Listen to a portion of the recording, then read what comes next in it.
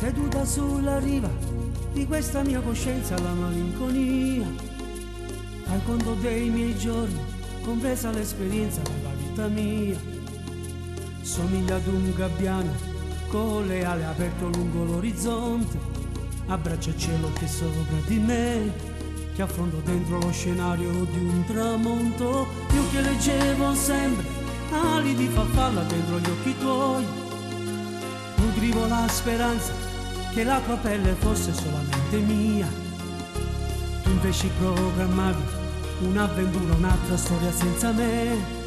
Il tuo profumo non mi va più via dalle lenzuola e il mare aperto di un ricordo. Io senza di te